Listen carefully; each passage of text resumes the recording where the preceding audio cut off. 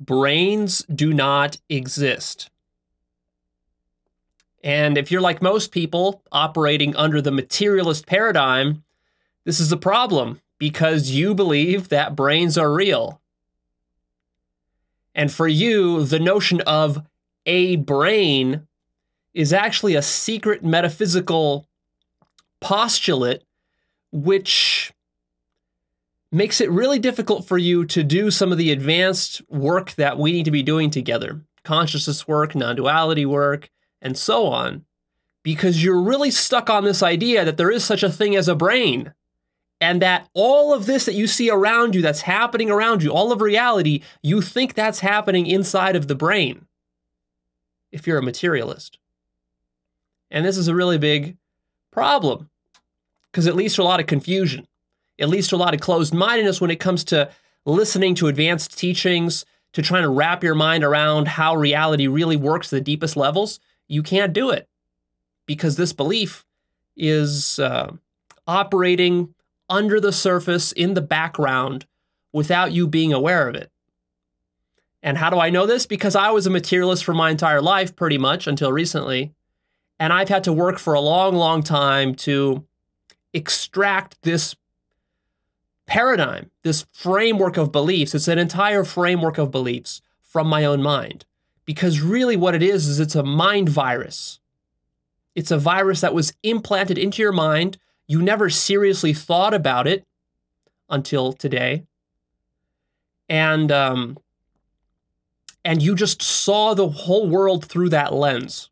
Well, what I want to show you here is I want to show you an alternative paradigm. An alternative way to look at the world. So we are going to talk about some really deep metaphysical stuff here, which I've covered in the past in certain ways, but there's going to be a lot more nuance here specifically designed to help you to overcome this idea that you are a brain or that everything that you experience is happening with neurons in your brain. This is a silly and absurd notion. I'm going to take you through the logic of why it's absurd, why it doesn't hold water. It makes no sense whatsoever. It contradicts itself, and it limits you in some very important ways. So I've shot a couple of episodes in the past, one called A Rant Against Naive Realism, and another one called Understanding Paradigms. Both of those are going to be critical to what we're going to be talking about here today. Naive realism, otherwise known as materialism, otherwise known as physicalism, otherwise known as the default position that most scientifically minded, rationally minded, and atheistically minded people take these days. That's what I ranted against in the naive realism episode. And paradigms are going to be very important because a paradigm is this framework of beliefs which prevents you from seeing alternatives outside of that. So we're going to get into all of that in a lot of juicy detail. So what we're going to do here is we're going to role play. I am going to basically be answering objections throughout this entire episode that a materialist might pose to me about this issue and this notion of there not being brains. Because on the surface, it sounds like an absurd claim to make. It's like, Leo, how can you claim that there are no brains? This is ridiculous. Are you being serious? Are you just being cute? Are you just being metaphorical? What are you talking about? How can you say there's no brains? Well, no, I'm not being metaphorical. I'm being very literal. What I'm saying is that everything you're experiencing and have ever experienced has never taken place in a brain. And we're going to dig really deeply into that. But I'm going to be bringing up a lot of objections here from the materialist paradigm, and I'm going to be answering all of those here in a lot of detail. So let's begin. The way we begin is with the following objection. If a materialist listens to the stuff that I talk about for any length of time, then inevitably he will come up with the following objection. Leo, isn't enlightenment and all this other spiritual stuff that you talk about, and all your psychedelic trips, aren't all those just first-person experiences? And if that's true, then doesn't that mean that they're not objective and they're not scientific? After all, we know that the brain is capable of hallucinating all sorts of things. We have clinical evidence of very weird brain case studies where people hallucinate stuff. We have insane asylums filled with schizophrenics and psychotics, and also people who hallucinate all sorts of crazy stuff, and they live in their own private universes. So doesn't that show us that we can't really trust first-person experience? Which is why we need to rely on good old-fashioned science, because science goes for the hard, objective facts. Whereas what you're talking about, all your mystical experiences and all your non-dual experiences and any experiences you might think you've had about a God or about anything like that, that all of those are really just anecdotal evidence. So why would we rely on anecdotal evidence to develop our worldview? Shouldn't we be very skeptical of anecdotal evidence? And so therefore, in conclusion, Leo, all of spirituality, everything you talk about is just stuff that's happening inside your brain. So no matter what you think you're accomplishing with your meditation, or no matter what you think you're accomplishing with psychedelics, or what you think you're accomplishing with contemplation, all of that in the end is just happening in the brain. And when your brain gets destroyed, that's it. That's the end of it. You're dead. And so there you go. And what you hallucinate there, well, who really cares? Is that really going to improve my life in any way, all these hallucinations that you talk about? But not so fast. You see, there's a really big problem with this whole chain of materialist reasoning. Is that the materialist hasn't really examined his or her own implicit metaphysics that are being brought to the table. See, you're taking for granted that there is such a thing as a brain. And you're taking for granted that there is such a thing as a physical external reality. You're taking a lot of these things for granted in your worldview. And that's understandable because that's part of your culture, and you really can't help it. But if you just probe the logic of your metaphysics a little bit deeper, you'll see that it's just patently absurd. So, consider the possibility that there actually is no brain. No brain? But Leo, that's crazy. After all, we can take a skull, we can take a human cadaver, we can cut open the skull, and we will see a brain inside. Do you deny that we'll see a brain inside? Are you crazy? Here's where you have to really be careful about your metaphysics. Of course, if we cut open a skull, we will see some pink, squishy substance inside that we generally call a brain. But really think this through, because what are you seeing there? You're having an experience of some pink, fleshy substance. But does that mean that that's actually the metaphysical brain that you believe in? That's the important issue that's not being addressed here. We both agree that if you cut open the skull, you're going to see some pink, squishy substance. But your notion of a brain involves a lot more than merely an appearance of a pink, fleshy substance. The appearance is there. The problem is that when you speak of things such as brains and neurons and atoms, do you realize what you're speaking about? You like to speak about these things as though they're objective third-person phenomenon. But really, these things are first-person appearances. And more than that, they're actually concepts. Concepts which ultimately boil down to sensations that you're having either right now or that you've had in the past. And in fact, any sensations you've had in the past, The only way that you can access them now or know about them is because you're reliving them right now in this moment. So here's what's really going on with the metaphysics. We cut open the skull. The skull itself is an appearance. A first-person appearance, you see? We use, let's say, a knife to cut open the skull. That knife is also a first-person appearance. The skull is cut open. We see a pink fleshy substance inside. That's also a first-person appearance. Now, the deeper question is, where are first-person appearances occurring? Now, notice the problem you run into here.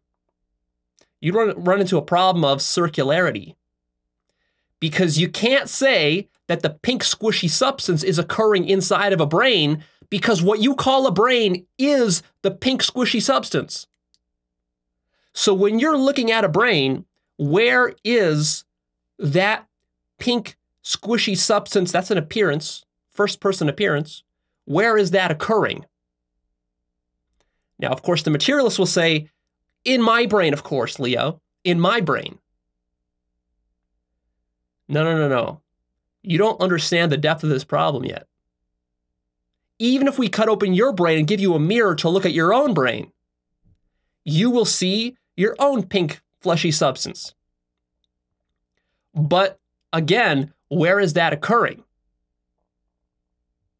In another brain?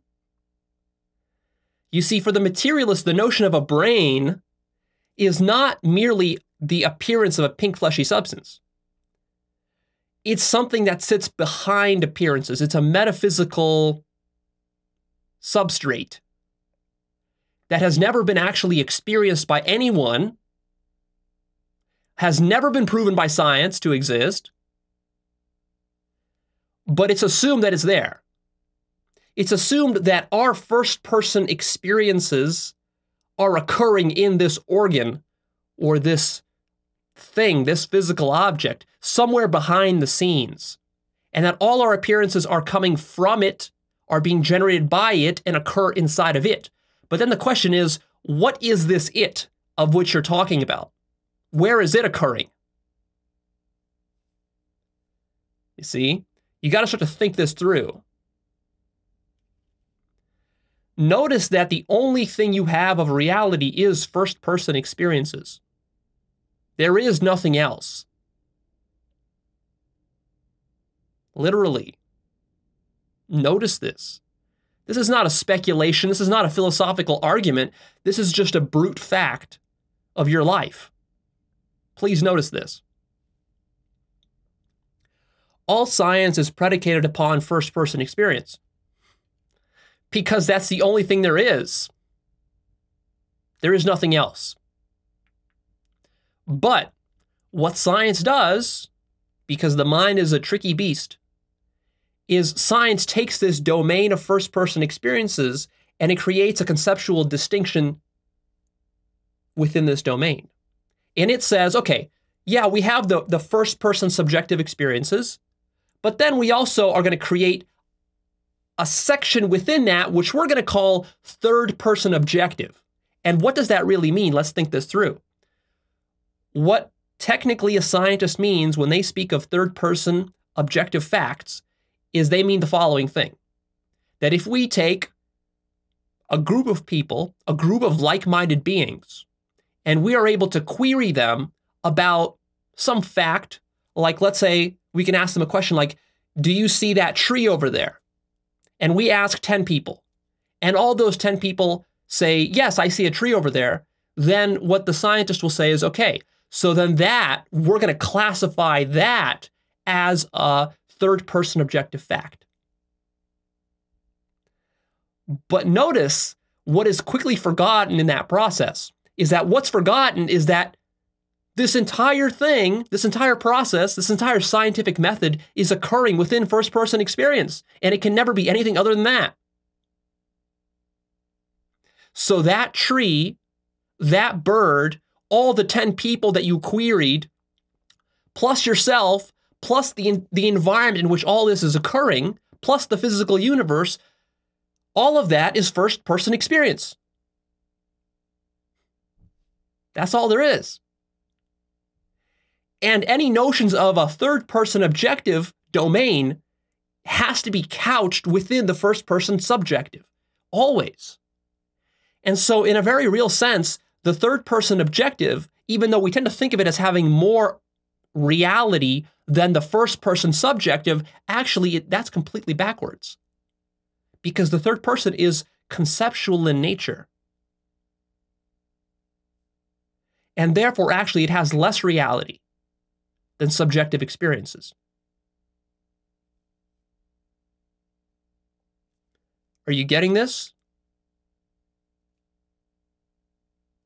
What the materialist doesn't understand is that everything objective is actually subjective. And that there is no such thing as objective. In fact, the notion of an objective anything is absurd. It collapses, it doesn't make sense, it's a self-defeating metaphysics. What you can have is you can have subjective things.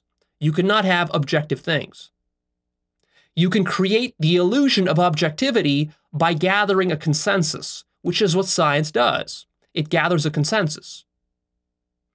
Now, of course, don't take that as me saying that science is relative in the sense that you can just make up whatever kind of science you want. No, you can't, because you need to gather a legitimate consensus among people. And there's only certain kinds of things that people will consent to. If there's a tree out there and I point to it and someone sees it and I say, do you see that tree? And they say, they're not going to say no. I mean, they'd be lying if they said no. So you're not going to be able to gather a consensus amongst a bunch of people, for example, that the sun doesn't exist. It's not possible to gather such a consensus. But nevertheless, you have to recognize what that gathering of consensus is. That's a conceptual enterprise, and it's nevertheless occurring within your subjective experience. Which leads us to the really big point, which is that there is zero empirical evidence for an external world. Not only is there no brain, but there is no external world.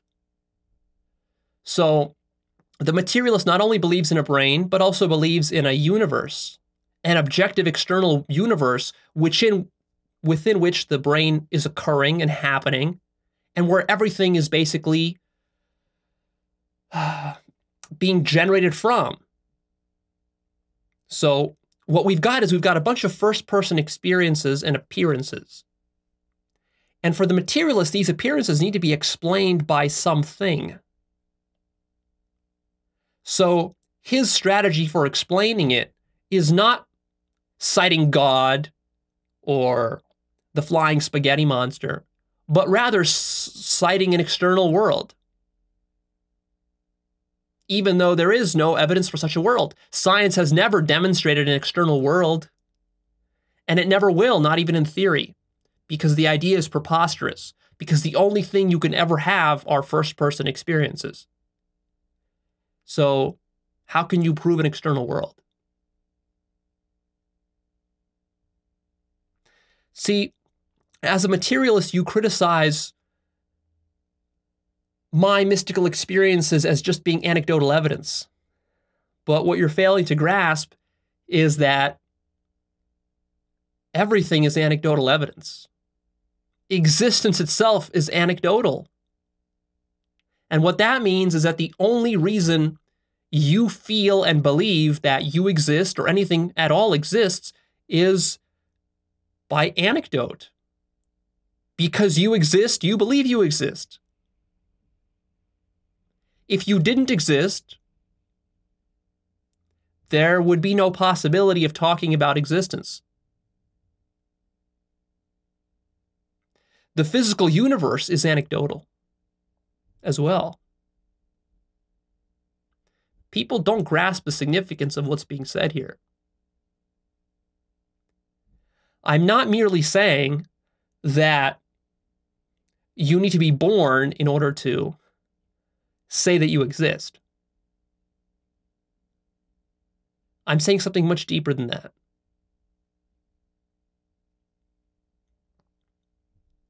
What I'm saying is that your critique that mystical experiences don't count because they're not objective and because they're anecdotal neglects to understand that you are taking many things for granted about reality, which are anecdotal, and the only reason you believe them and hold them as solid is because they're anecdotal. But you ignore the fact, very conveniently, that they are anecdotal because you've told yourself that actually, no, they're not anecdotal, they're just reality. See, what you've done is you've taken a concept. Out of that concept, you've fashioned an external reality where there are brains and atoms and molecules and neurons and all this sort of stuff. And then you've conveniently told yourself that none of that is a concept, that is actually reality. And that is a trick you've played on yourself. Because while you're engaged in that process, you're not being conscious of the fact that all of that is occurring within first-person experiences. So what I mean by existence being anecdotal is that unless you had a first-person experience of life, you would not be able to hold as real existence, life, science, rationality, the universe, skepticism, none of the things that you subscribe to as a materialist would have any justification or grounding or evidence whatsoever unless you had a first-person experience of yourself existing. You see, everything, absolutely everything hinges on that. The existence of the Big Bang hinges on you existing. That's what I'm saying. You don't depend on the Big Bang. The Big Bang depends on you.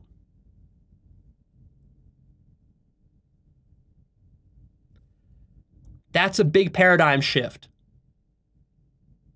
That's taking materialism and flipping it upside down. And a lot of people have a hard time wrapping their mind around that one because it's a pretty big mind fuck. And the reason that is because most people take all this metaphysical stuff for granted. And in fact, when you bring up conversations of metaphysics to them, they will say, oh, metaphysics, that's some philosophical nonsense. I don't care about metaphysics, Leo, I don't do metaphysics. Or they might even say, if they're scientists, they might say, Leo, science doesn't deal in metaphysics. We've abandoned that centuries ago. That's for the philosophers and theologians. We don't care about that nonsense. What we care about is the hard objective facts.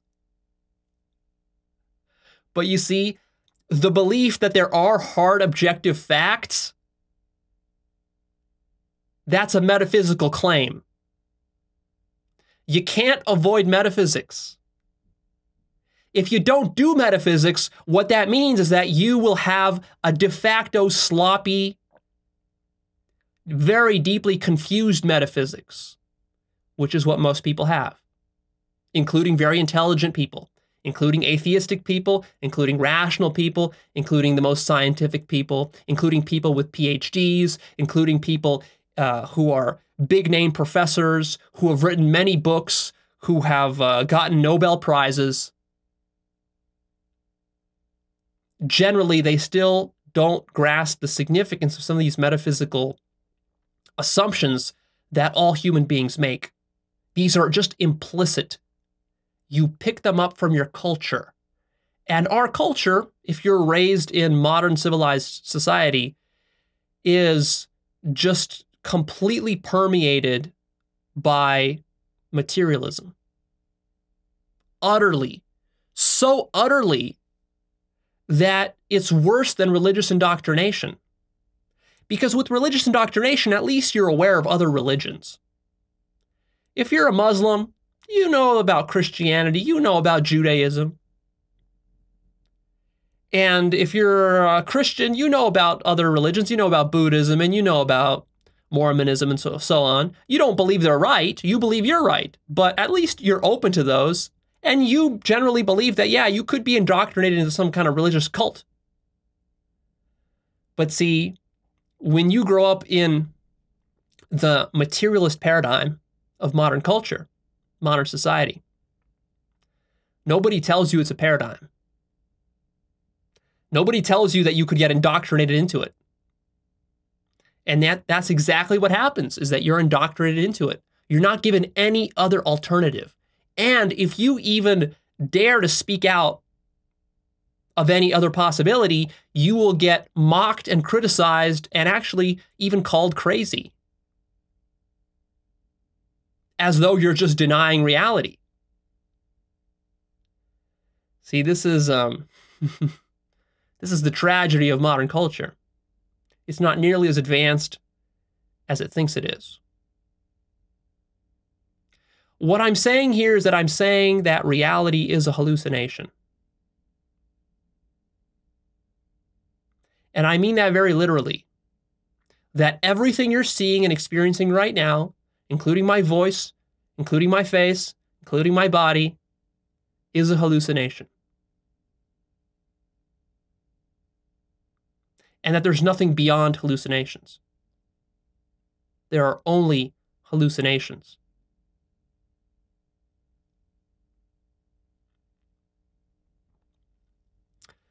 Why do I use the word hallucination? I actually use it very deliberately.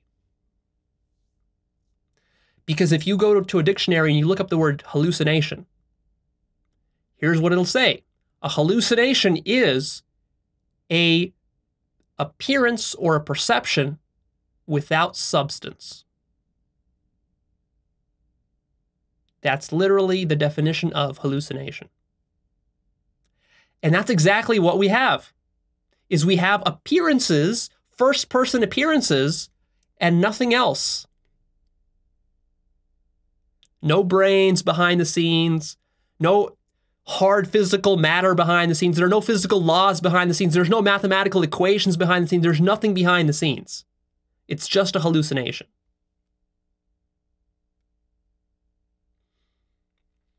But of course, people have a hard time buying this. Because what they've done is they have, they have a silly notion of hallucination. So when I say hallucination, they imagine that, oh, well, Leo, a hallucination, that's something like a dream or a nightmare or some wacky, crazy thing that you imagine. Dancing elves and unicorns. Those could be hallucinations. But not this, Leo, this is not a hallucination. What are you talking about? This is real, this is hard stuff. How could this be a hallucination? Look at how lawful it is. It's all physical. I mean, are you saying I can just jump through a wall? If all this is a hallucination, why can't I just jump through a wall? Why can't I just fly? Why can't I break the laws of physics? Why can't I manifest unicorns just by thinking about them? But see, that's a very naive and silly notion of what a hallucination is. Hallucination has nothing to do with that. There are different kinds of hallucinations. You can have crazy, wacky, outlandish hallucinations where you're flying through walls, or you could have hallucinations where the wall is solid and you can't fly through it. You can hallucinate that if you hit your head against the wall, you're going to crack your skull open and die. And that's what'll happen in that hallucination. The hallucinations can have infinite properties. Some of them can be crazy, like certain dreams that you've had. And some of them can be very down to earth and realistic and solid looking, which is what we tend to call ordinary physical reality. And of course, that particular hallucination is governed by a certain set of rules. See, people assume that if it's hallucination, that there are no rules and anything goes. No, why would you assume that? A hallucination can have certain rules that you need to follow. There's a certain logic to hallucinations, like in certain dreams, there's a certain logic there. You might be getting chased by a monster, and in a sense that's crazy and wacky, but still there's a certain consistency to your dreams. It's chasing you and you're closing doors as you're running away. So that means that in your dream, you're kind of assuming that monsters can't just walk through doors. At least they'd have to bust through them. like in the physical world. And after all, you're assuming that if that monster catches up with you, it's going to eat you and kill you. That's why you're running away from it, right? That's why you're afraid of it. Otherwise, if it didn't kill you, then why would you be afraid of it? So, of course, there's a certain kind of logic to your dreamy hallucinations. And there's likewise a certain kind of logic to this hallucination right here. There's only certain things I can do. I'm bound by the physical rules of this hallucination. The problem here is that what I'm saying, even though it makes perfect sense, is that it's just too radical for you to accept, given your paradigm. It boggles the materialist's mind.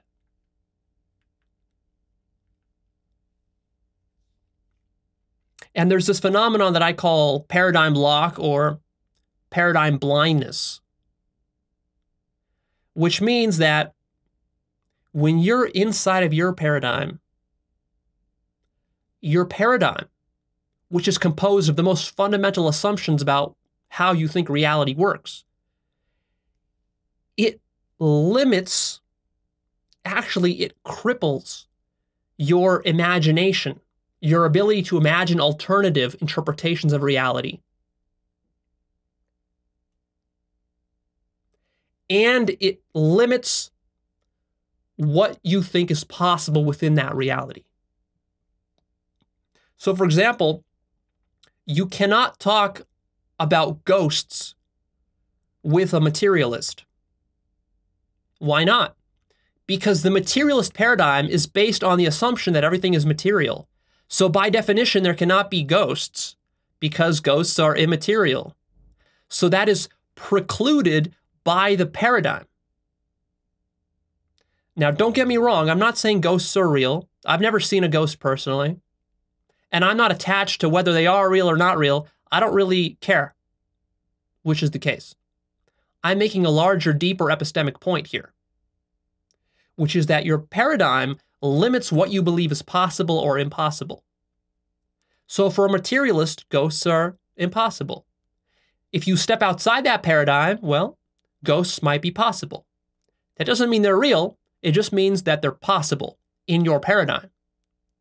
Your imagination is also opened up such that you can explore other mechanisms for how certain phenomena can work.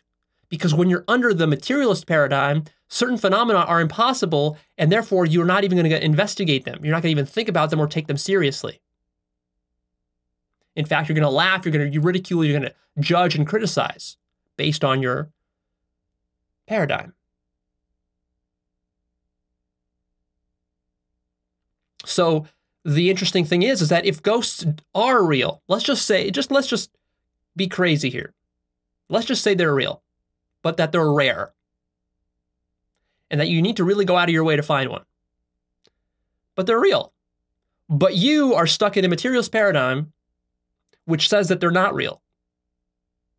So can you see the problem here? You're never going to bother to get off your ass to go find one. And in fact, if someone reports to you that, hey, I've seen one, what are you going to do? You're going to call them crazy, stupid, ignorant, superstitious, whatever else. You're not going to listen to them. You're going to dismiss them out of hand. And that's closed-mindedness. That's the entire problem with paradigms. When you're inside a paradigm, you can't see outside to consider other paradigms. But what is possible is it is possible for you to make a discontinuous jump out of your paradigm into a different paradigm and then look at the world from that perspective. And if you do, then a lot of things for you can change. But the problem is that people get clingy with their paradigms. They treat their paradigms like precious little security blankets that they need to hang on to.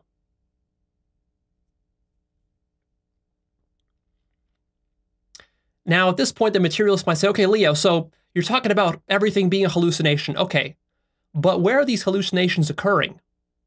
In the brain, right? No, of course not. There never was a brain. The brain itself is a hallucination. So again, the materialist will say, But where are these hallucinations taking place? In a computer? Is it a Matrix sort of deal? Are we living in a simulated reality? Where is it taking place? It's not taking place anywhere. That's the difficult thing to wrap your mind around. What the brain is, and also what physical reality is an extraneous, fictitious, metaphysical entity, identical in nature to the flying spaghetti monster, or the way that many people hold God, or the way that children hold Santa Claus, or the way that science in the past has held certain substances that it posited were necessary to explain physical reality. For example, if you study the history of science, then you will know about substances like luminiferous ether, phlogiston, caloric, and miasma. These 4 substances were legitimate substances that people and really intelligent scientists took very seriously just a couple hundred years ago. They believed that these substances exist. Why is that? Because they needed these substances to explain the certain phenomena or appearances that they were seeing out in the world. For example, luminiferous ether was a substance that was believed to exist just a little bit over 100 years ago by many scientists. It was a substance that was responsible for light propagating through it. Because back then, it didn't make sense to the scientist's mind that light could just travel through a vacuum. Because the way the scientists thought is like, but how could light travel through an empty vacuum? It makes no sense. Light, since it's a wave, like water or audio waves, they need a substance. They need like air or water to travel through. So light must also need that sort of substance. So they posited ether. And they believe that there is this thing called ether until more and more scientists were doing various kinds of experiments. And ultimately they realized, you know what, guys, we don't need ether. We don't need this thing called ether to explain light. But how does light propagate through empty vacuum? It just does. We just accept that it does. See, 200 years ago, if you said that, people would think you're crazy. Nowadays, if you talk about ether, people will think you're crazy. Same thing goes for phlogiston. Phlogiston was a substance a few hundred years ago, maybe 300-400 years ago, that scientists believed in, which was responsible, supposedly, for combustion. Because scientists didn't understand how to explain combustion, the chemical process of igniting air and the resulting chemicals that came from that, CO2 and all that, and the energy and all that. They didn't know how to explain that without, again, creating this fictitious metaphysical entity called phlogiston. And many of them believed in phlogiston until eventually it was decided that, you know what, guys, we don't need phlogiston. We can explain combustion just using more ordinary explanations. Same thing with caloric. Caloric, of course, same root word as calorie, which was the substance that was supposed to be responsible for the transfer and flow of heat. And scientists believed in that substance until it was eventually, well, it wasn't discovered, but it was eventually concluded or agreed upon that we don't need a substance called caloric. We can explain heat just simply through the average vibrations of molecules. And therefore, caloric became superfluous, and it was dropped. And then there was a substance called miasma. This is a really old substance. It existed, the notion of it existed all the way back to the Greeks and Romans because it was responsible for contagion of diseases. So it was pretty obvious to the Greeks and Romans that diseases spread from people to people and there's contagion, but they didn't know germ theory. They didn't know about viruses and bacteria, so they didn't know how this disease spread.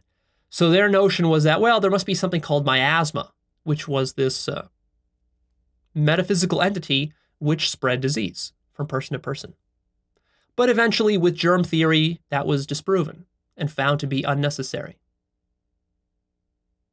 So why am I talking about all this? Well, because the brain and an external physical reality are identical to ether, phlogiston, caloric, and miasma. It's just that modern culture hasn't gotten around yet to dropping these fictitious metaphysical entities. So consider the following possibility: that reality is a hallucination, which is not taking place in a brain, but rather there is no physical substratum for reality whatsoever, because none is needed.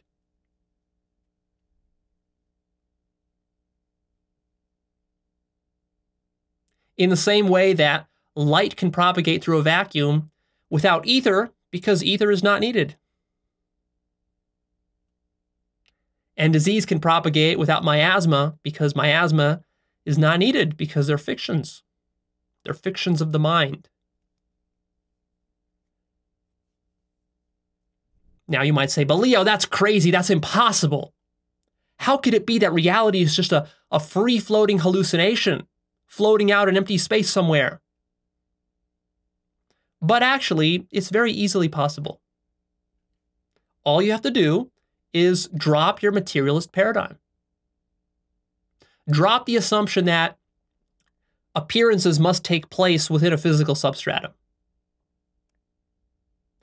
That is something that you merely assumed was true about reality.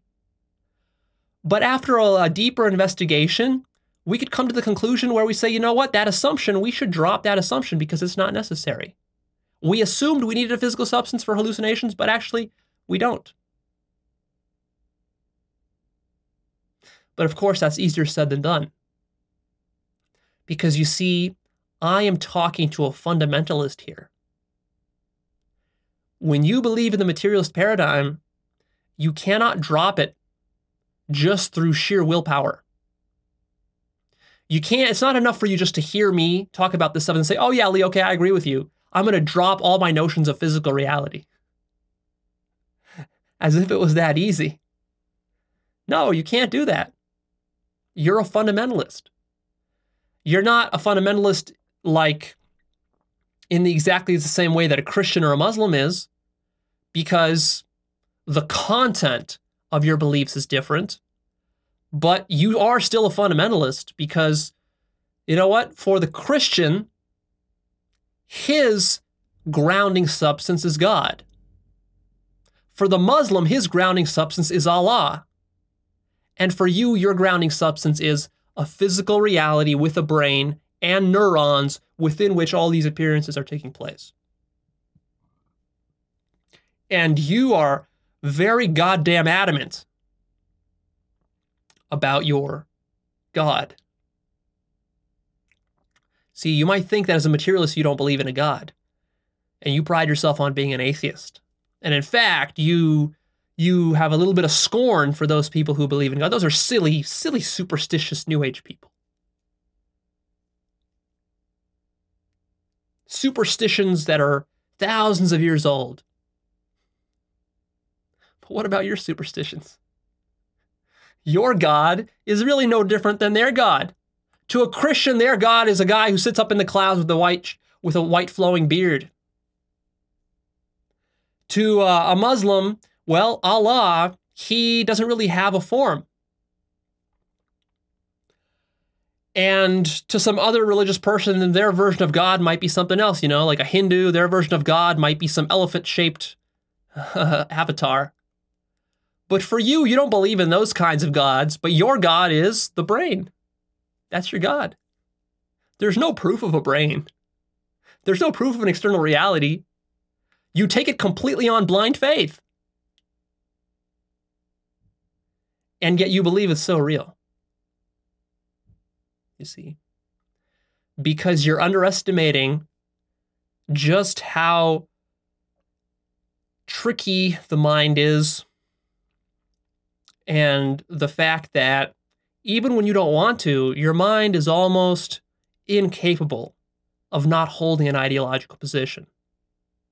You hold so many deep ideological positions without knowing it that it's frightening. It's frightening to realize that that's the case, especially for atheists and scientifically minded people who pride themselves on being open-minded and non-ideological and non-superstitious. But you see what happens when you don't properly think through your metaphysics very carefully. You end up being superstitious all the same. Just the content of your superstition is different. That's it. The only reason that you are a materialist is really two reasons. One is because first-person experience is very consistent for you most of the time. And you have never experienced for yourself the breakdown of the consistency of first-person experience, which is, for example, what a psychedelic can show you. You've never experienced that, though. So for you, because first-person appearances feel so consistent, there is the illusion of solidity to them. And because they feel so orderly and so physically determined, like you can't really break the laws of physics, that leads you to believe that that's what the external world must be really like. That's an illusion, though. You can shatter that illusion for yourself by breaking down the consistency of first-person experience. And you can do that with intense meditation, with certain types of breathing exercises. You can do it with psychedelics. You can do it with sensory deprivation tanks and sorts of things like that. Or just through self-inquiry and contemplation, you can do that. And the second reason you're a materialist is because you were just born and indoctrinated into the materialist culture of which we are all a part. You see, all your teachers, all your friends, your family, your coworkers, everyone you know on TV, everyone you look up to, all your role models, all your professors, and pretty much anyone you've ever interacted with has been a materialist. Without, of course, knowing that they're a materialist. And this is our culture. And you've been indoctrinated into materialism exactly the same way that fundamentalist religious people are indoctrinated into fundamentalist religion. And so now, because you were indoctrinated into this from really the first years of your birth, it is hardwired deep into your brain. So much that you can't even imagine an alternative anymore. You don't even want to imagine an alternative. And that's a big problem. All right, let's do an intermission right here. I need a quick break, but you don't go anywhere because I'm going to be right back. So let's continue. The next objection that the materialist typically has here is that she will ask, but Leo, how can it work like that? How can everything just be a hallucination, just appearances, without any kind of substrate to ground it all? But what you have to realize here is that this is not a valid objection. The better question is, how can anything work at all? That's a really deep mystery. How can anything work at all? You think that it's absurd just to have appearances without a mechanism behind it. But then again, what does it mean to say that there is a mechanism, that there is some sort of substrate. Is that any less absurd of a notion? So you think that there's a substrate to these appearances, but how does a substrate cause the appearances? This is the famous mind-body problem. You can't solve this problem. And anyways, even if you could solve that problem, you would still have the same problem left over, because how do you have a substrate? What grounds the substrate? How can there just be a substrate? See, you would need another substrate for the substrate, and so on, and so on, and so on. What you have to realize here is that this is not a problem for reality. This is a problem for your understanding of reality. And that's a very big difference. Reality itself is not limited to your materialist intuitions. Just because what I'm saying here sounds weird or maybe absurd, well, yeah, reality is weird and absurd. No matter how you slice it, it is that way. And you see that in every corner of science. Everything that science investigates, you see the weirdness and absurdity of nature, especially when you get into the very small stuff like quantum mechanics, string theory, or when you get into the really big stuff like cosmology and the Big Bang, and you look at how that is supposed to work according to science, and it's crazy, weird, absurd stuff. And just 100 years ago, when these discoveries were still fresh and being made by Einstein and the people who were working on quantum mechanics, and even people that are working on cosmological theories today, there's all sorts of theories about multiple dimensions, multiverses, and membranes, embranes, all sorts of weird stuff like that. You look at that, all these theories are extremely weird, extremely paradoxical, extremely counterintuitive. And that's okay, because as it turns out, our intuitions are really only designed to work with everyday life. Everyday life, just living as a human being. It's not designed to look at the very small and very large, and it's not designed to look at the very fundamental, because human minds rarely look in that direction. And anyways, you have to realize that weirdness and absurdity, these are subjective notions. And that really the only thing that it says when you say that something is weird and absurd and crazy sounding, that's not a measure of truth, and that's not a measure of reality. And people forget this point. That's a measure of how well aligned you are with your culture. Do you get that point? This is a very big point, because this misleads a lot of people. A lot of very intelligent people, even scientifically minded people, get misled by this.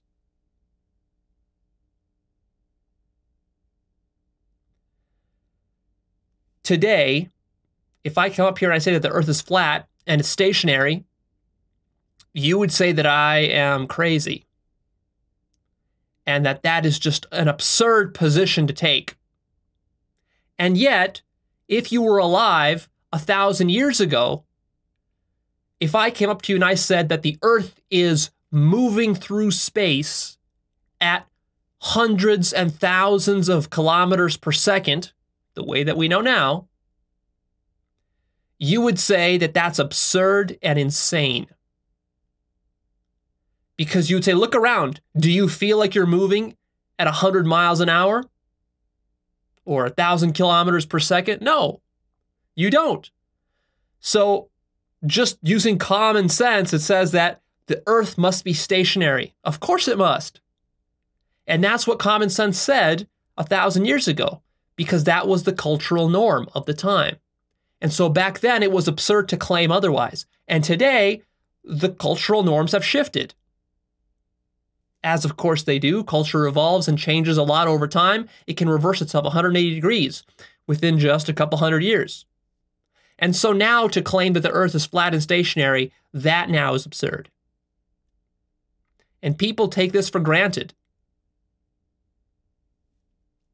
So you can't rely on your notions of weirdness and absurdity to deliver truth to you. All that they say is they say, are you in alignment with everybody else around you? They are a measure of consensus, relative consensus among other human beings that you live amongst in this particular era of time in human civilization. That's all that means. When we're talking about fundamental metaphysical topics like the ultimate nature of reality or the substance of everything, if we encounter paradox here, this should not be considered a problem or a mistake. This should actually be taken as a feature. As it must, because when you're trying to answer the ultimate chicken and egg problem, well, yeah, that's a paradoxical thing. The fact that there is something rather than nothing is a paradoxical thing to explain. You should expect that it's going to be tricky to explain that away. And it's not just going to be a simple 1, 2, 3, A, B, C. Okay, yeah, we've explained all of existence away. It's not going to be quite that simple. And also what you should notice is that this problem of what is the ultimate grounding for reality, this is not a problem that materialists escape. So what I'm saying when I say that everything is a hallucination, I'm saying that there is no grounding for anything. There is no ultimate substance for reality. It's just appearances. Appearances within nothingness. Not appearances within space, I'm not saying that. And not appearances within time, I'm not saying that. Not appearances within 3 dimensions, or 10 dimensions, or however many dimensions. Not appearances within a universe or within a multiverse. I'm not saying any of that. I'm saying appearances within nothingness. And by nothingness, I don't mean a vacuum. I don't mean empty space.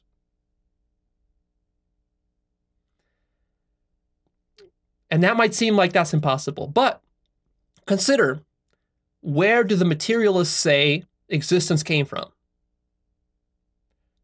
The Big Bang. And where did the Big Bang come from? Well, we don't really know. There are a few possibilities. Either it came from nowhere, which is exactly what I'm telling you, or it came from something else. So that's something else that it came from, that would also be an appearance. And then that thing, you would ask, where did that come from? The thing that caused the Big Bang, what caused it? Again, it came from nothing, which is what I'm telling you, or it came from some other appearance, a third appearance. And where did that one come from? So again, you see, we're going into this infinite regression. And so if you're a materialist, you might say, well, yeah, Leo, maybe there is an infinite regression. It just keeps going on and on and on. And one Big Bang is nested in some other thing and some other thing and some other thing. And we need to do hardcore science to get to the bottom of that. And that might very well be the case. Maybe in 100 years, scientists will find something beyond the Big Bang, before the Big Bang, which caused the Big Bang. And that's fine. There's no problem there, as far as I'm concerned. But there is a problem in that even if that's true, the materialists still don't grasp the significance of what this metaphysics means. Because when you explain one appearance with another appearance, you don't really explain the source of appearances themselves. The very nature of appearances are not explained. So if there's something outside the Big Bang, okay, you can give it a name, you can call it something, you can take a photograph of it, okay. Maybe there's something else beyond that. Okay, you can take a photograph of that too, or give it a name. But that explains nothing about where all of it came from or what all of it is, because all of it is happening right now. So ultimately, when you say that there's an infinite regress of appearances causing appearances, you're saying the exact same thing that I'm saying, which is that all you've got are appearances, an infinite hallucination. That's what I'm saying. You've got an infinite hallucination, all of it grounded in what? In nothing. It's not even grounded in time and in space, because those things are things. And where'd they come from? You have to wonder. So the materialist doesn't escape what I'm saying here. The materialist is just ignorant of these consequences and ramifications because the materialist doesn't seriously think about these things like we're doing here. Now, here's another objection, and this is a very important one. The materialist will say, but Leo, aha, I got you. Look at this. What about brain damage? What if we take a person and we take a hammer and we hit him over the skull with a hammer? And that, look what's going to happen. That's going to affect the way he thinks. That's going to damage his brain. That's going to maybe damage his visual cortex. He's not going to be able to see straight. Maybe he's going to bleed to death and to die. And all the appearances that he sees, all these first-person appearances, Leo, that you say are the only thing there is, they're all going to change. So doesn't that prove right there that damaging the brain changes all the appearances? So that tells us, right, that the brain causes them all. And that they are occurring inside the brain. Except, let's look at this very carefully, because it doesn't prove that at all. And I agree with you that if you take the brain and you hit it with a hammer, you will damage it, and that will affect how appearances appear. But notice what this does and doesn't demonstrate. What it does not demonstrate is that appearances are happening in the brain. What it does demonstrate is that the brain, being an appearance, can be affected by a hammer, which is another appearance. So one hammer affects another brain, appearance affecting appearance, which then affects other appearances. That's right. Because when all you have are appearances, all of reality is just an infinite collection of appearances, then it's a self-interactive system. Appearances affect and interact with other appearances. Of course they do. That's reality. That doesn't prove that appearances are happening inside of a brain or inside of a external physical world. Reality is a self-interactive system. It must interact with itself because reality means everything that there is, which means that there's nothing else beyond reality, which means that it can only interact with itself because it has nothing else to interact with. You see? And this is exactly what science is in agreement about. Science will tell you that if you take one billiard ball and you hit another billiard ball, they will bounce off and stuff will happen. What's going on there? What's going on there is that you have one ball, that's one appearance. You have a second ball, second appearance. They hit each other. They collide. That's another appearance. And then after the collision, appearances change and then they bounce off and stuff happens and so on. Or if you want to look at the microscopic level, you can say that there are atoms and electrons and protons, and they're orbiting each other. So what's going on there? It's an appearance, an electron, and a proton, two appearances interacting with each other. Of course, yeah, it's a self-interactive system. That's what we're saying. And the brain is part of that system. So of course your brain affects perceptions. Of course it does. Your brain is not irrelevant. I've never said the brain was irrelevant. It's highly relevant and important. And you want to make sure you keep your brain safe. Don't play football or something like that. Or don't do MMA fighting. But that doesn't mean the appearances are happening in your brain. It just means that the brain is one very significant appearance which affects other appearances. Which is why you want to keep it safe. So there's no contradiction there. And another example you might want to cite to prove me wrong is you might say, well, Leo, what if I get drunk? You know, if I get drunk or I take some psychotropic drugs, really strong ones, that's going to affect how I see everything. Colors might change, objects might change, stuff gets weird and wavy and wonky. So doesn't that prove that all these appearances are happening in the brain? No, not at all. Because you drink a bottle of hard liquor, that's an appearance. It goes, it interacts with your neurons in the brain. That's also an appearance.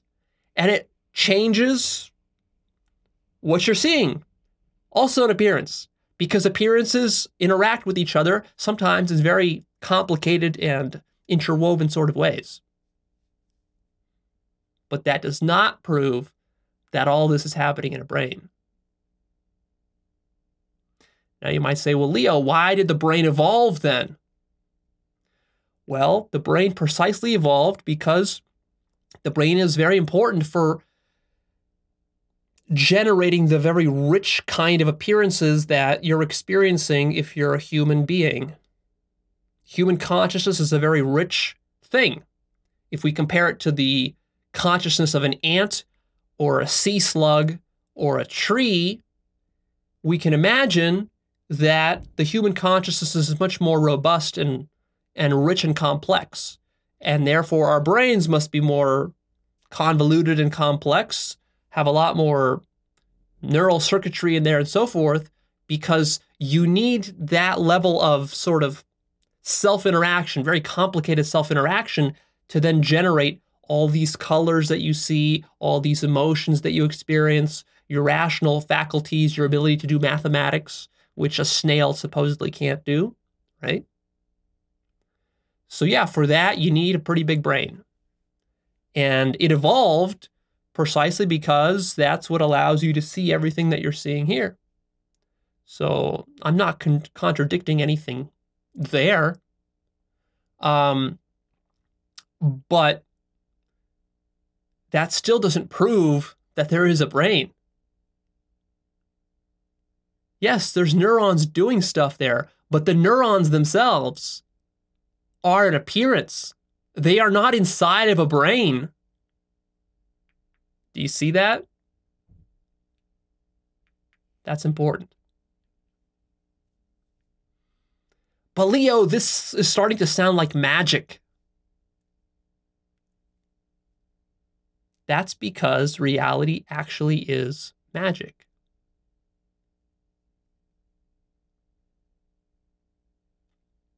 And a lot of people misunderstand this. What I mean when I say that reality is magic is that the fact of existence itself is amechanical and uncaused and mystical.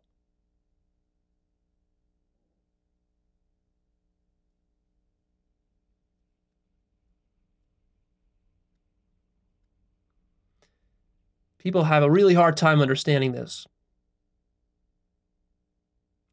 What I'm saying is that everything you're experiencing right now is happening right here. There is no mechanism behind the scenes which is generating all this. This is the mechanism. And you might wonder, well, how can reality possibly do that? But the better question is, what would prevent it from doing that? Reality, being unlimited, can take the most direct route, the shortest possible route to whatever it wants to do, which means direct manifestation or magic. It's not limited by the laws of physics. People really don't understand this. They tend to think that physics applies to reality as a whole. That's not true at all. Physics applies to a local portion of what we call physical reality. A good analogy for this is the way that government works. You see, you can set up a government, and the government can have laws. Now, those laws apply to everything that goes on within the government, but those laws do not apply outside of the government. You see that? So you can make a law against slavery and theft and murder and all this sort of stuff, and those are all good laws to have, but nothing is preventing the government from creating whatever other kind of laws it might want. It can create the opposite laws. You see, nothing prevents that.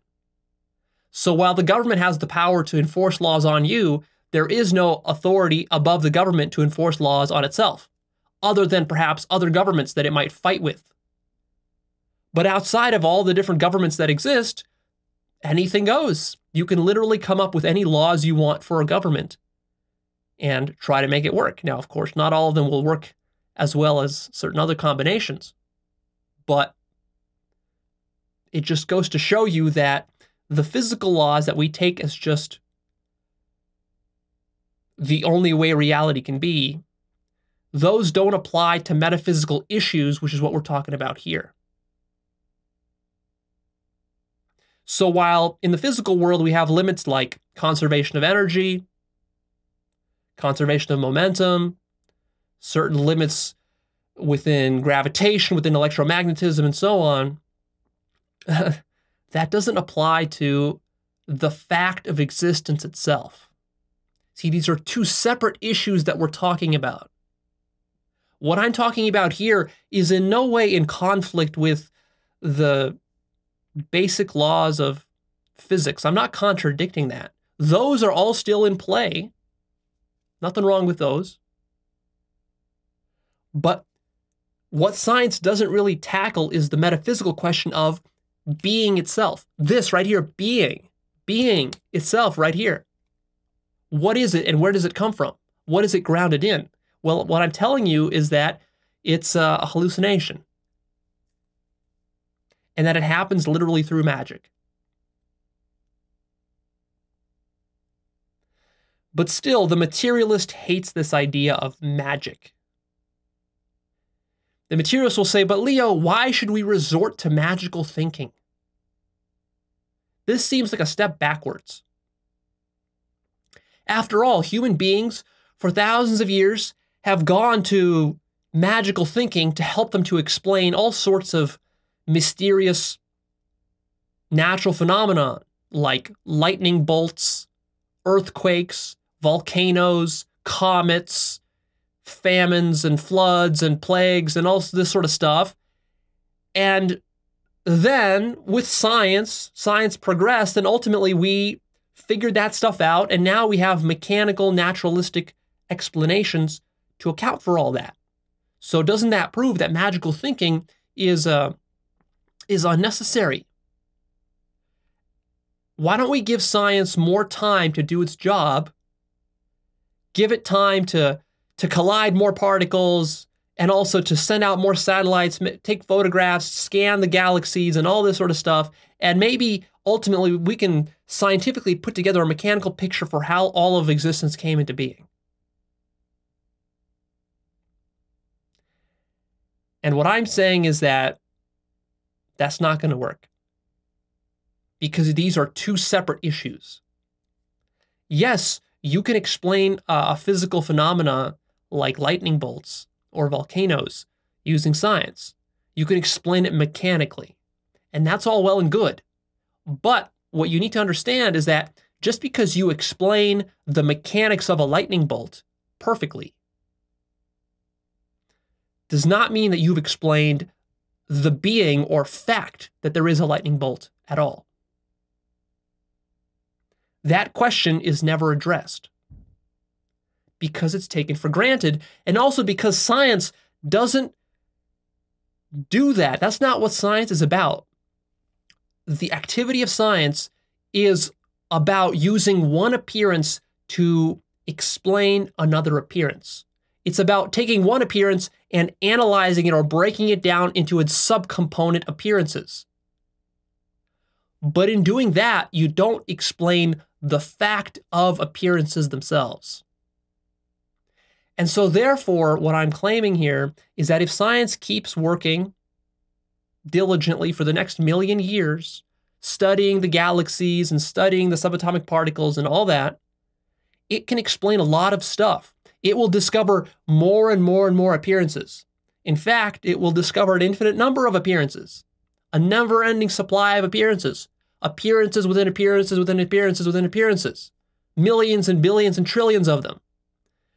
But no matter how much it maps all those out, categorizes them, labels them, and explores them, and calculates them, it might get very good at predicting what's going to happen next as far as which appearance is going to cause which other appearance to do what. But it will never, ever, ever touch the question of the substance and the fact of the being of the appearance. Do you get that? Because science is not in the business of answering metaphysical questions. And in fact, any good scientist will admit this. And he will say, yeah, Leo, you're right. Science has abandoned metaphysics centuries ago because we found that it wasn't useful.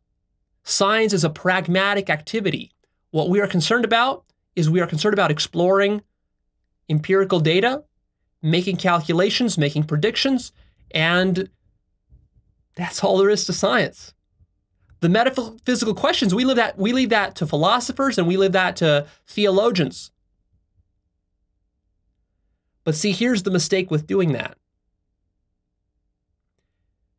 Yes, that can work if all you care about is making predictions. But what the scientist doesn't understand is that when you're doing science, you're still making metaphysical assumptions. You're not doing science metaphysics free. When you're ignoring the metaphysics, all that you're doing is that you're just accepting the de facto default metaphysics of your culture, which is, in this case, materialism. You just take it for granted. And you think that that's not going to be a problem because it couldn't be any other way. Except what I'm telling you is that it could be some other way, and in fact, it is some other way. And so eventually what you'll discover is that your metaphysics is not going to hold water. And that's all actually already been discovered within fields like quantum mechanics and cosmology. You can clearly see that materialism breaks down at these peripheries of science, as it must, because it's impossible to actually escape the magic of reality. Magical thinking is actually inescapable to explain the origin of reality. Because there must always be at least one mystical source.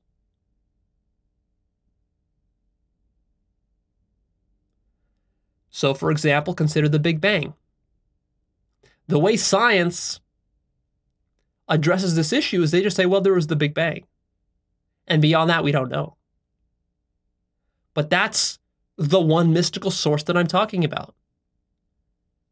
See, you give science one mystical source and they can explain everything else. Well, you give me one mystical source and I can explain everything as well, too. You always will need this mystical source. Science will never be able to do away with this mystical source.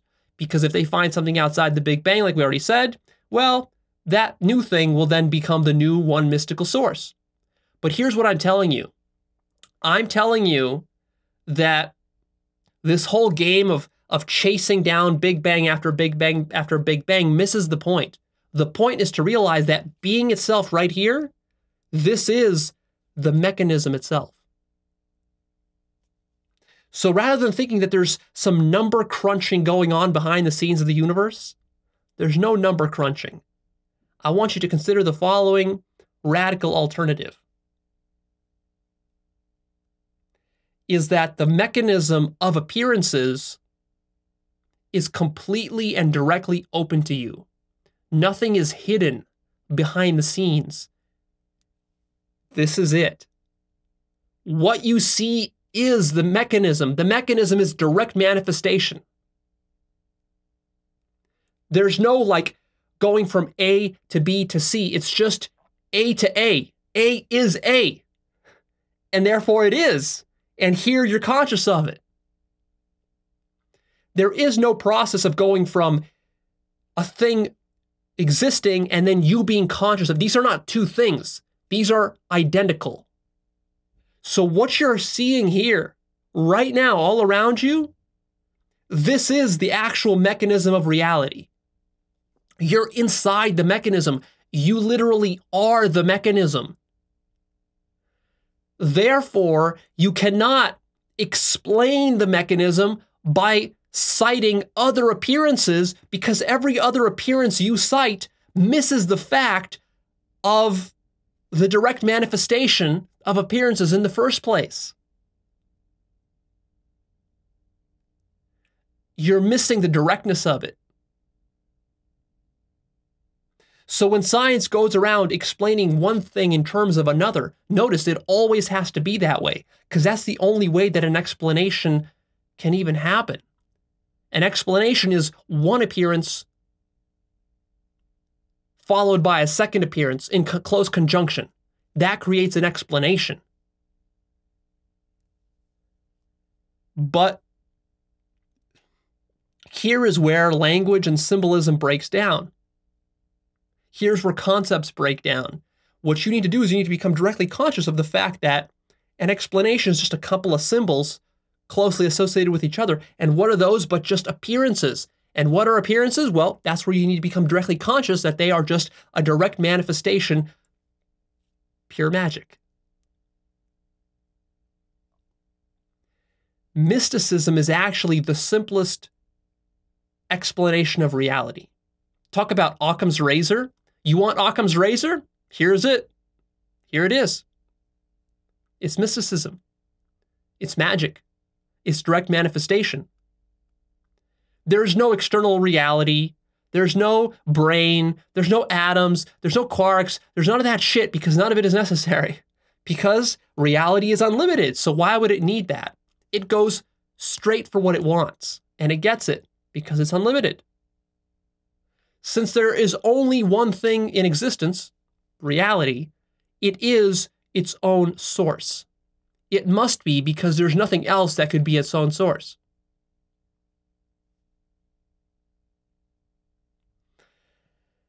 There's this misguided desire amongst intelligent, scientific, and materialistically minded people to demystify nature. But this is a problem. It's a problem if it turns out that nature is irreducibly mystical.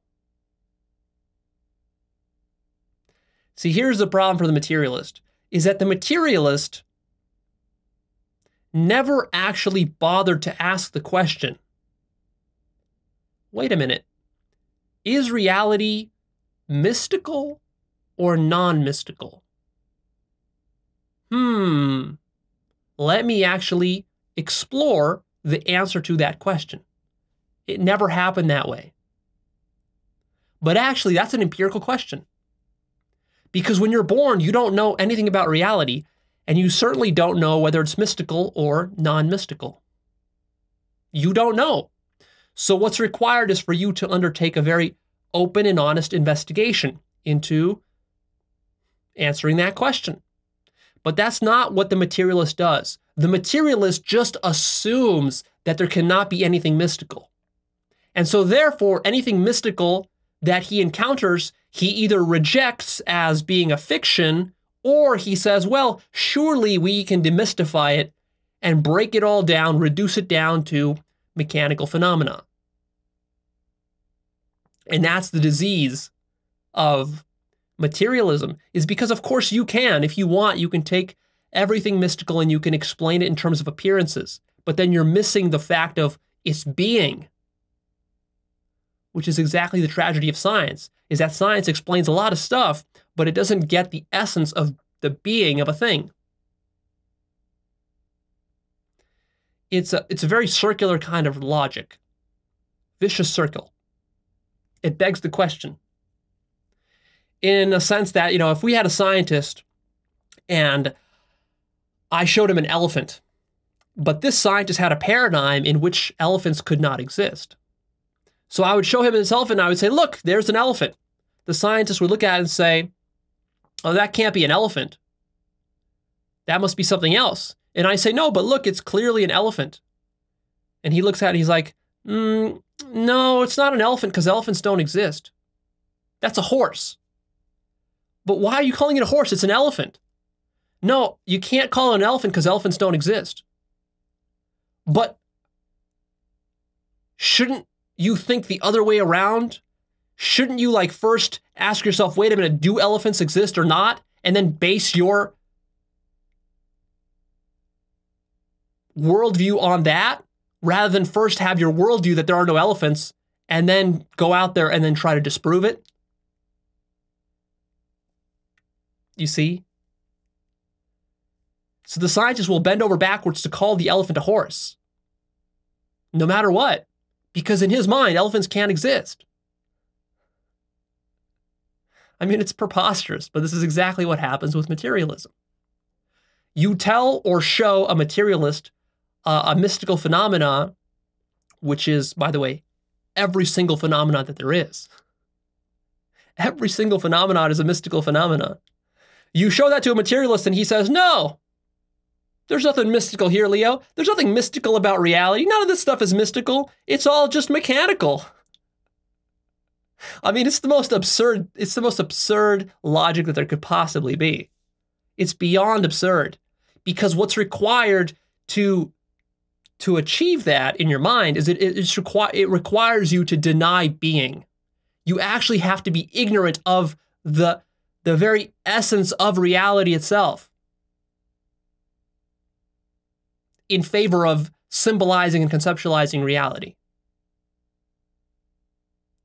So the problem with demystifying nature is that you lose touch with being.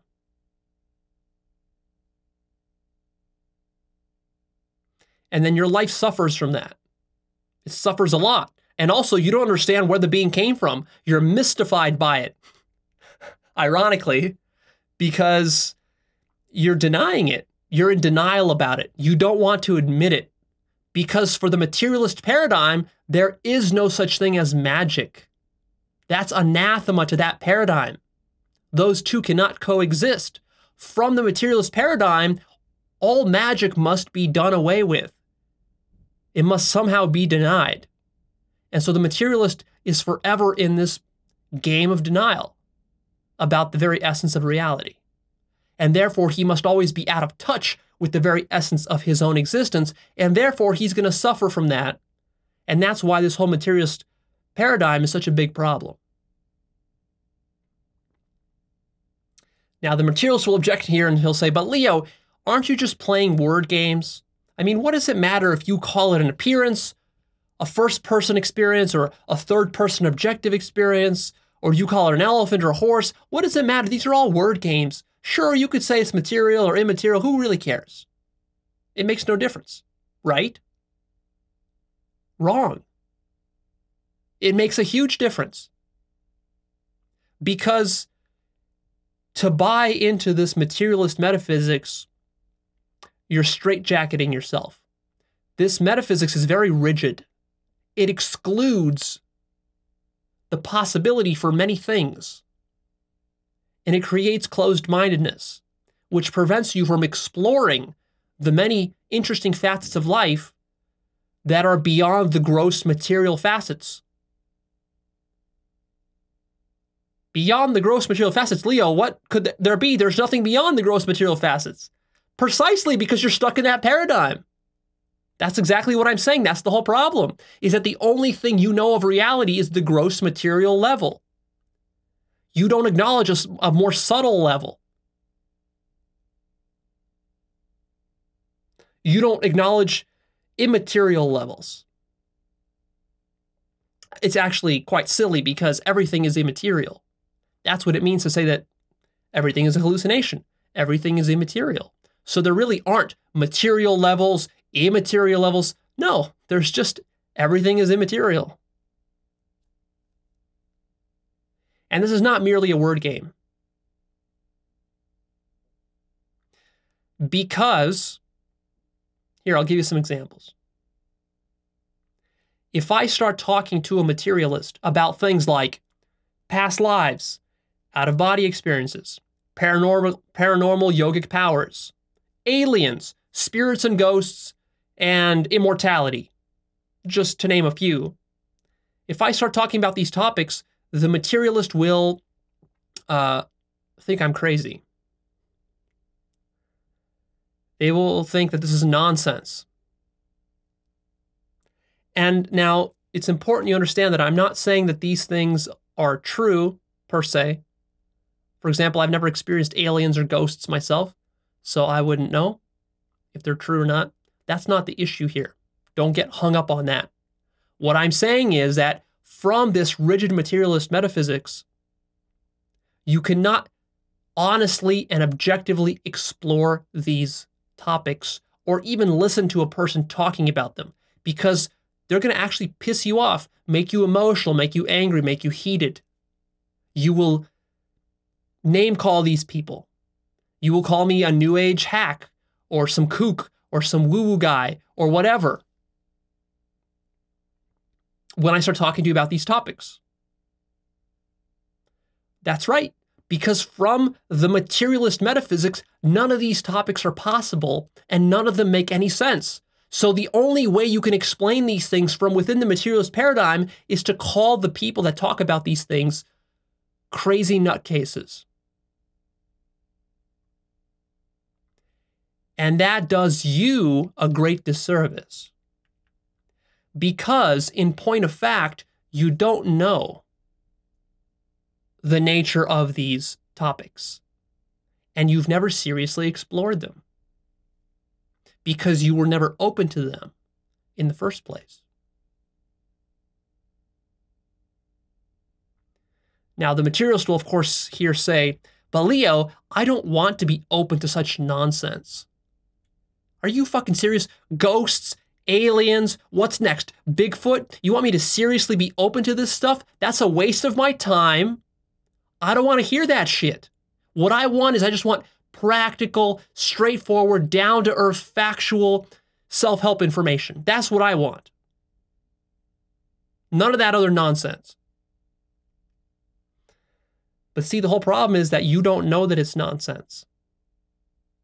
You assume that it's nonsense. But that is an empirical question whether these things are nonsense or not. And if you ever want to really find out, you have to undertake an honest, very open investigation.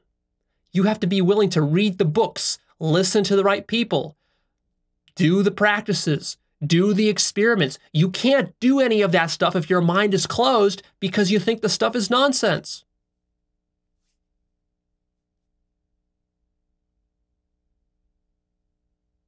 But Leo, this is dangerous. Don't you see how dangerous it is what you're advocating? This is a slippery slope because what you're doing is you're opening the floodgates for superstition. And we know how dangerous that's been throughout history.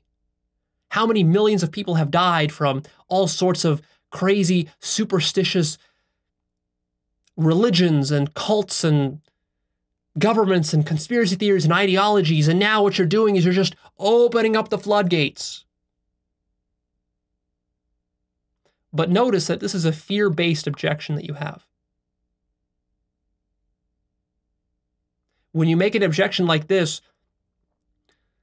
you're not really concerned about the truth. What you're concerned about is believing something false. And I hear you, that's a legitimate fear. It's very easy to believe something false. But that's not what I'm telling you to do. I'm telling you to open yourself up, which is not the same thing as saying you should believe every goddamn thing you hear, gullibly like a fool.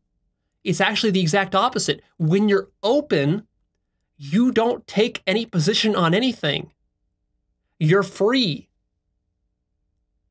You can move from one paradigm to another paradigm freely, without problems, without getting emotional about it, without getting clingy, without getting ideological, without getting offended, without having to go crusade and kill other people.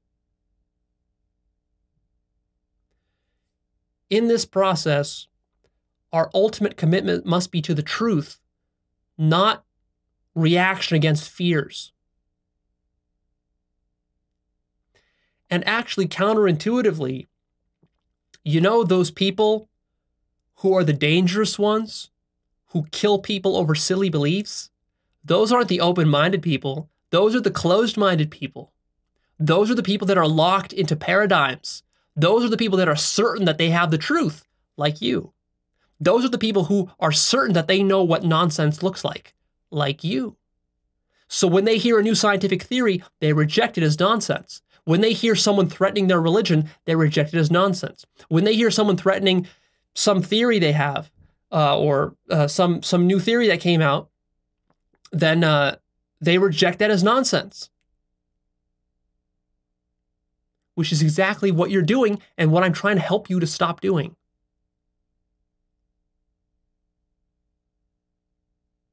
But first, you have to see that you actually have a lot more in common with those dogmatic ideological zealots than you like to tell yourself. The problem here is that the biggest lie that materialists and scientists and rationalists tell themselves, and also atheists, is that they tell themselves that they are above and superior to all the other superstitious people. But the danger in doing that is that you ignore your own superstitions.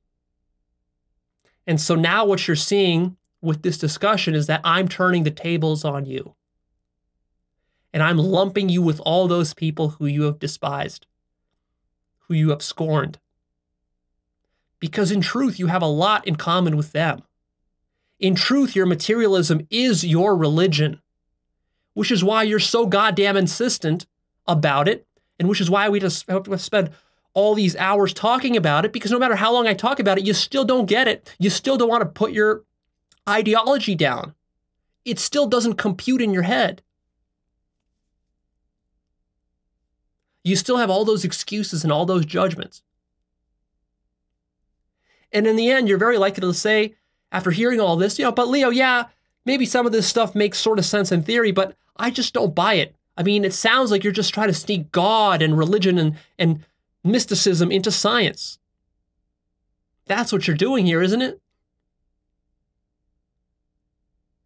I can certainly appreciate that it seems that way from your perspective. From within the materialist paradigm, that's exactly how it looks. But what I'm telling you is that there is an alternative. You can exit that paradigm. You can recognize that materialism is a virus of your mind, and you can go about extracting it and leaving it and seeing what results when you do. And that's an amazing thing. You will be shocked at how liberating it feels to exit that paradigm. It's like leaving a jail cell that you've lived in your entire life and discovering what's out in the real world.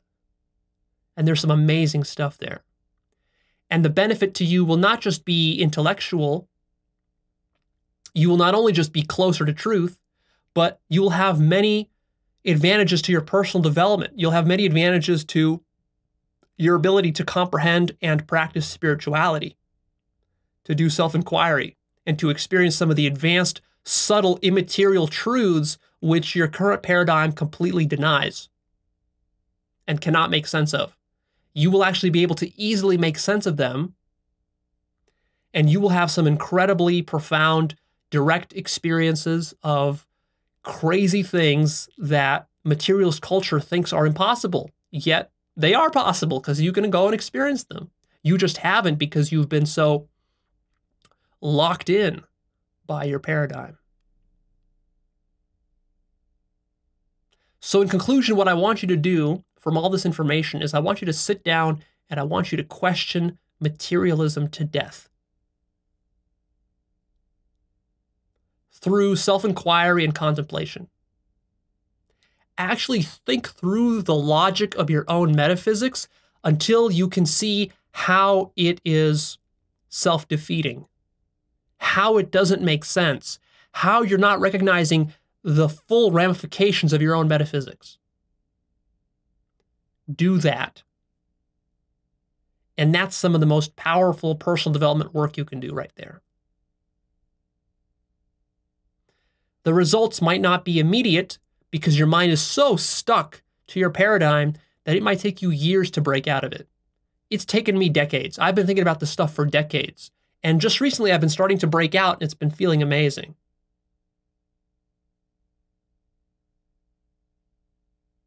And what I'm saying here is that you can actually discover that the materialist paradigm is wrong. I'm not telling you to believe me and to accept this on faith.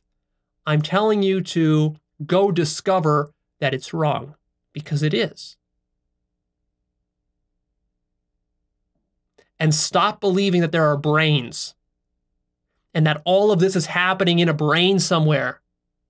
This is really holding you back, because so long as you believe that, you're not actually opening yourself up to the mystical nature of all of existence. When you drop the brain god, then you're suddenly open to the reality that all of this is nothingness, a hallucination within nothingness, and then reality becomes much more interesting. It becomes much more beautiful, much more profound than when you lie to yourself, telling yourself, oh, all of this is just happening in a brain, some neurons somewhere. No, there are no brains. Drop that idea from your worldview.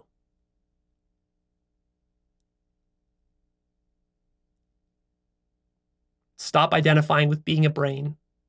If you take a psychedelic, don't think of it as a thing that you're doing to your brain. It's got nothing to do with brains. But that's something I really want you to discover for yourself. All right, that's the end here. Please remember to click that like button for me. Come check out actualize.org. Check out my blog. Check out the forum. Check out my life purpose course. Check out my book list. There are a lot of books on my book list in various different categories that I have there, which will help you a lot to fix this particular problem here about the materialist paradigm. So go check those out. Start reading. That's going to be a good way to jumpstart your own contemplations. And then just stay tuned with actualize.org every single week. Stay tuned and watch me become enlightened. It's already starting to happen. It's going to happen on camera. You're going to see the transformation in me over the next year or 2 or 3, however long the process takes. It's not just going to be a split-second thing. It's going to be a process, and I can already feel that the process has started. And lately, just recently, I've broken through some barriers, and I feel like, I mean, you can already see, hopefully, the transformation that I've personally been going through as I've been shooting these videos for the last 3 or 4 years. Just compare my video from today to what it was like a year ago or 2 years ago. They're pretty different, but that's just going to keep accelerating and accelerating and accelerating. And one of the things that I'm excited about with actualize.org, which is really the intent of it from the very beginning, is that I wanted to actually document my enlightenment as it happens. Because I think that this is a pretty rare thing. I don't know of any place where you can go and you actually see videos of someone becoming gradually enlightened over the course of, let's say, 5 years. It's hard to see that. Usually when you see enlightened masters, they got enlightened in a cave somewhere back in the 1970s. And now they're old men and they're sitting up there on a pedestal and they're lecturing at you as though they're some sort of guru. And I mean, nothing wrong with that. You can get some great insights from them. But you didn't actually see them going through the process. There's something cool about seeing somebody actually going through the process, eating their own dog food. I'm following my own advice. I'm doing all these techniques and I'm having all these insights that I'm sharing with you, that I'm thinking about them myself, doing it myself, applying it in my own life. And then you should start to see the transformation in me. You'll start to see how I carry myself differently, how I think differently, my beliefs changing, my paradigms changing. You're going to see my personality changing, my emotions changing, my eye contact changing, my voice changing. Everything's going to be changing. Well, within 5 years, I'm going to be a completely different person. You're probably not even going to be able to relate to me anymore if you're actually not following along and doing some of the work. If you're just sitting back and watching, I mean, that can be interesting, I guess. But you should start doing the work, because I'm telling you, I'm going to quickly outgrow you. And the things that I'm going to be talking about in 3 or 5 years are going to be so mind-blowing that they're going to be outside of your paradigm completely. And that's one of the whole dangers of being locked into a paradigm, is that then you're really not able to listen to advanced teachings anymore, because the advanced teachings will sound like the ravings of a lunatic. And you know what? I know that to some of you, that's already happened. I know that many people have already unsubscribed from my channel and stopped watching actualize.org, because what's happened to me over the last 3 or 4 years is a pretty big transition from just doing more ordinary personal development and self-help type stuff and relationship advice and stuff like that to now doing more non-duality type of advice. And it's like, for some people, it's like, Leo, what are you smoking? This stuff is not going to help my life. How is this going to help me? I just want to get laid and I want to earn some money. And you're talking about some non-duality bullshit. Who cares about this sort of stuff? Who cares about paradigms? Who cares about brains? None of this stuff matters. I'm just depressed. I just want to cure my depression. You see, but the reason I mean, I get you, and you can go and you can find advice that will suit that low level of consciousness. But you see, advice has to be tailored to the level of consciousness of the person listening to it. And when you're down here and the teacher is up here, there's too big of a disconnect. So if you like this stuff and you like actualize.org and you want to keep liking it, then start taking action, start growing with me. And then also just sit back and watch my own enlightenment, see how it's happening, and hopefully that encourages you, hopefully that inspires you, hopefully that allays some of your fears about how this process works, and just proves to you that it's possible for an ordinary guy to do it, and then that means it's possible for you too. So make sure you stick around to watch that unfold.